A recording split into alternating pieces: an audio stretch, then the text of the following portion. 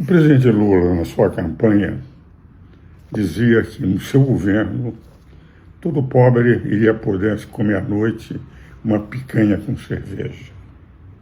Foi o mote da campanha. A Datafolha de ontem, de segunda-feira,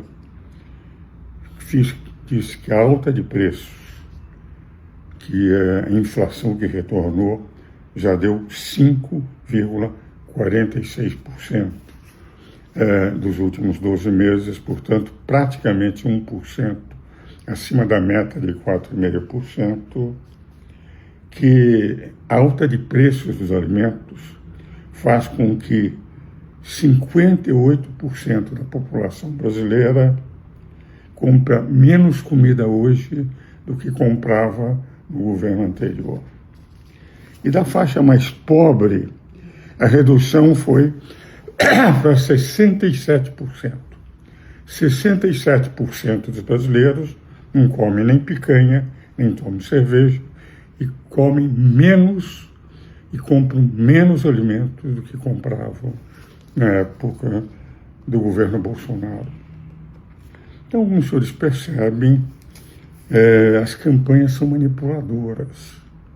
Eu tenho dito há meses que se o governo não mudar a sua forma de agir na área econômica, vai construindo, enfim, primeiro, a retomada da inflação, gastos com Brasília. Brasília não tem nada a ver com o Brasil. Todo mundo é autoridade, todo mundo ganha bem, todo mundo frequenta os melhores restaurantes, enquanto o Brasil nós conhecemos as dificuldades do povo que come menos com o governo Lula do que com a economia com o governo Bolsonaro, apesar de o Lula ter dito que todo mundo comeria no fim do dia picanha com cerveja. Necessidade de corrigir a política econômica. A verdade é que nós teríamos agora, com essas tomadas de Trump de medidas contra a China, que é o grande destinatário das nossas exportações. A China, de rigor, só tem déficit no comércio exterior com o Brasil. Ela tem superávit com todos os outros países, porque nós destinamos praticamente 1/3 das nossas exportações para a China.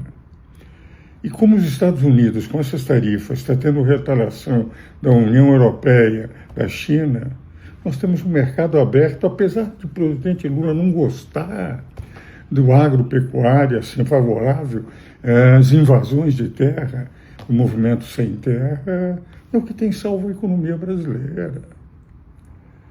Mas a inflação retomando, com a mais alta carga tributária média dos países emergentes é de 20%.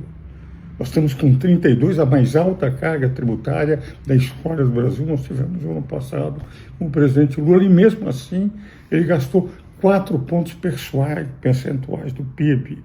Nós temos 32,7% e gastamos em torno de 37% do PIB em despesas.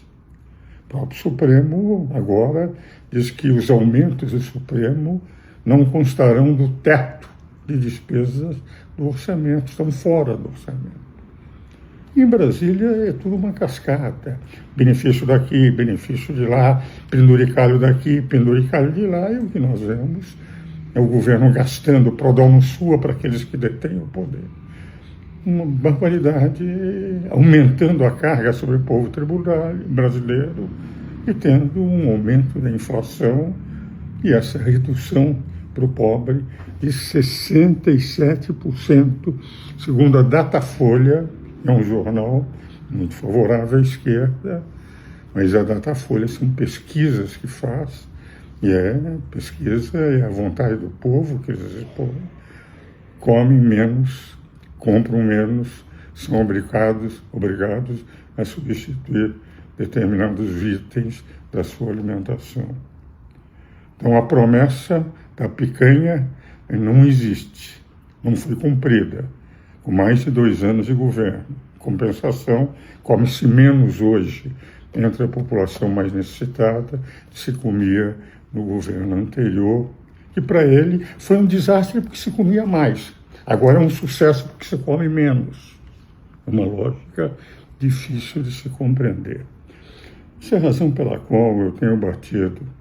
Se nós pudéssemos pôr na cabeça daqueles que detêm o poder no Brasil, dos três poderes, que apesar dessas medidas de Trump que prejudicam o comércio exterior, eu achava que ele teria que negociar com cada país um equilíbrio de tarifas, de taxação sobre o comércio exterior. Com essas medidas abruptas vai haver um protecionismo, uma queda do comércio exterior, mas abre um principal produto, que é a agropecuária.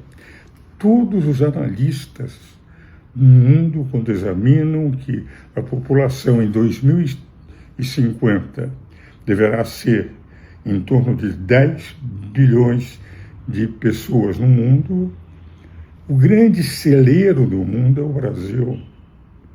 Vale dizer, se nós tivéssemos um pessoal que entendesse, ou que quisesse realmente pensar mais no desenvolvimento do que nos benefícios próprios, nós poderíamos aproveitar essa janela de oportunidade, que, a meu ver, não vai durar muito, porque, de rigor, vai se fazer negociações e vai se, evidentemente, chegar a um acordo comum em nível de tarifas, apesar dessa brutalidade de medidas unilaterais que levou a ter mais de 100% de cada um dos países em relação aos produtos dos outros, entre as duas maiores economias do mundo.